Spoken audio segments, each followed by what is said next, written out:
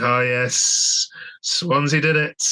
The double Cardiff is no more.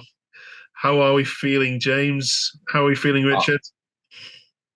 normal service is resumed now, isn't it? South Wales is and always will be black and white, so everything's good at the moment. I've had worse weeks, I've got to say. Welcome back to the Swansea View. We are looking back at the win over Cardiff, and we are looking ahead to Swansea's next game, which is a trip to Hillsborough this Good Friday. Richard, asking you straight off the bat here, one more win and Swansea are safe? I think so, yeah. And I think all the pressure's off now. And, Luke Williams is trying to play this type of style of football. He's been trying to implement it. He's been talking about it in the press for weeks.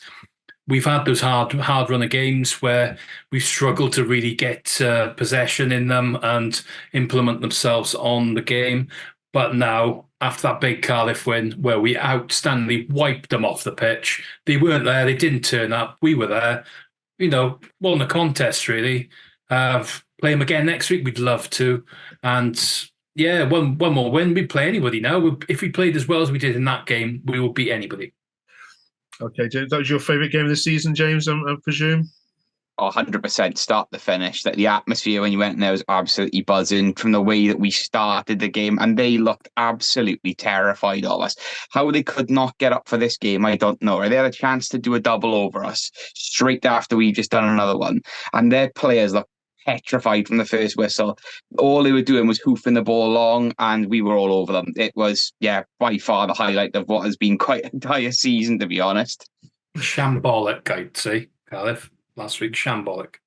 That's been kind. I think some Cardiff fans had some stronger words than that, Richard. And then I believe your manager then in the evenings hit the town and was seen doing Jaeger bombs or some sort of shots in a local bar. Richard, you've worked with lots of managers at Swansea. Just talk us through. From an outsider, it seems like Luke has connected more with the club than perhaps previous managers have. Have I read that right? Yeah, well, I think, Michael Duff never really connected at the beginning of the season's well-known fact. He didn't get the whole fact of the derby and how important it is to the city. He's very much he was in part of Russell Martin's team, and they're very similar in a way, with their kind of connection to the players and the staff. As I've met Luke and Russell, and they know your name, they remember your name. It's those little things when you meet people that make a big difference. And we've heard about all the different things outside of the club as well, from going down to the chef, his impact on the game, the team talks and everything. It's a close community, and that came out on the pitch. You could see it with the players, the way they responded to it, and we were never going to lose that game. And that's the important thing, really. You look at it and you can see everybody's pulling in the same direction. Sometimes you look at other clubs and you think, you bring a manager in, switch it round, doesn't seem to work. But we are going in one way. Whether we win the games or not is a different question, but we're together as one. Okay. James, who's your man of the match in that derby?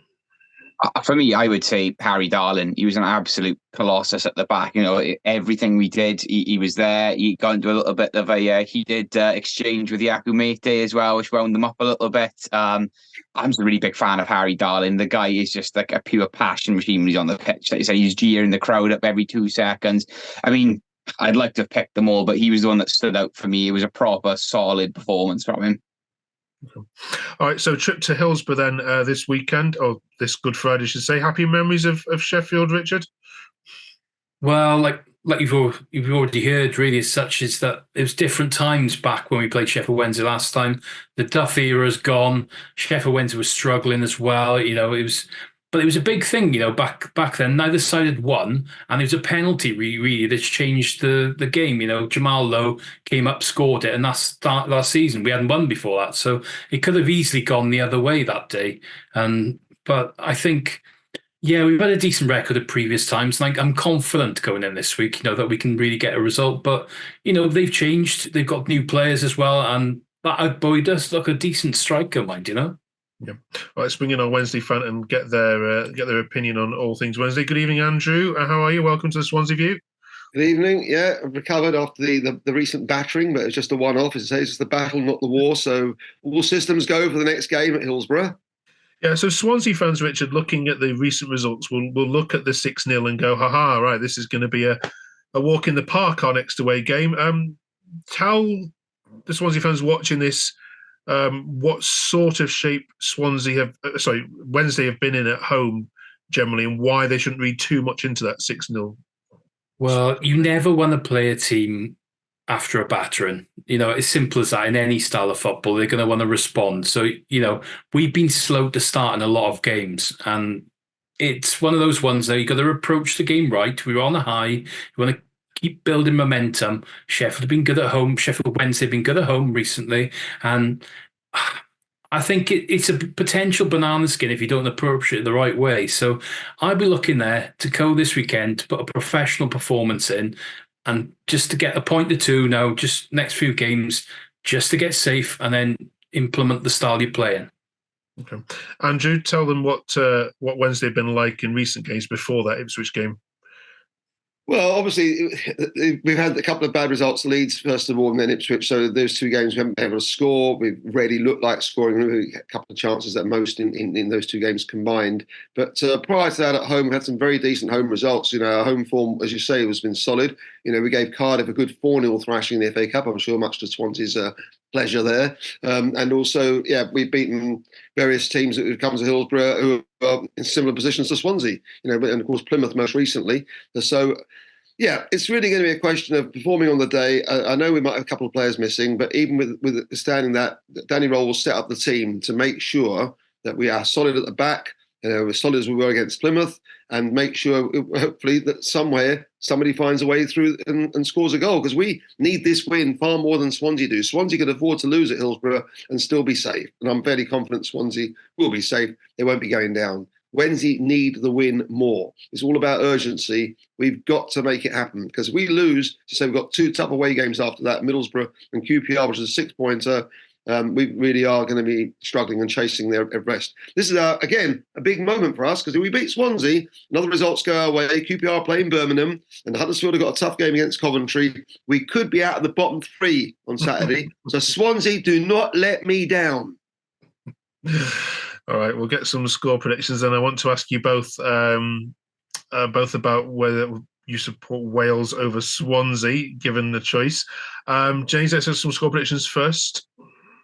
Yeah, I'm going to go for Swansea to come out 3-1 winners. I think with the way we've been starting games and we've been quite ruthless, we'll play into our advantage. We've got the wide players. We've got Liam Cullen starting again and looking to play well. And I think with Barry Bannon and Poveda being missing for Wednesday, I think it could just prove a little test too much for them. So I'm going to say Swansea 3-1. Richard? Well, I think it's a case of he who scores first will probably get the points. Again, we've had so many of these games recently, but I think if we do get an early goal, we'll go on and win by a couple. Judging by teams down the bottom, they struggle to come back from those. I think a 2-1 win for the Swans. I think it'll be a good game, though. Good game to watch. Okay. And Andrew, you are missing some key players, likely. What's your prediction? Well, we may have Windass back. You never know. Never say never. But even without Bannon and Poveda, we have been good enough to still deliver this season at times. So, no, this is crucial for us. This is crucial. We have not lost 3 on the trot, gentlemen, since November. And it's not happening this weekend, I can assure you. So we won't be losing. I want more than a draw, obviously, because we need the 3 points urgently. So I'm going for a 1-0 win, a win ugly, 1-0. Someone somewhere will score a goal for us to win it. Okay. Thanks, Andrew. Thanks for coming on this Swansea View. Well, good luck to you. Just before we let you go, gentlemen, the club versus country debate has reared its head. Obviously, Wales being in action, and hopefully we can, fingers crossed, they do get to the Euros. James, if there was a choice between Wales winning the Euros and beating England in the final 5-0, let's say, and Swansea being promoted, what would you choose? I think I'm still going to have to stick with my principles there and stick with Swansea, purely because the football they play resonates with me. I've literally followed this club everywhere since I can remember. I'm a proud Welshman. I know I wish Wales all the success in the world, as I'm not a big fan of the style of football that we are playing now. And I think my loyalty will always predominantly lie with my club. Okay. Richard, same question. Well, can't we have it all? No. We're going to qualify tomorrow night and go through to the finals and do ourselves proud. Okay, we're not going to win, but Swans go back in the Premier League. Everybody's happy then. You're both club over country. Which I'm is sticking on the wall.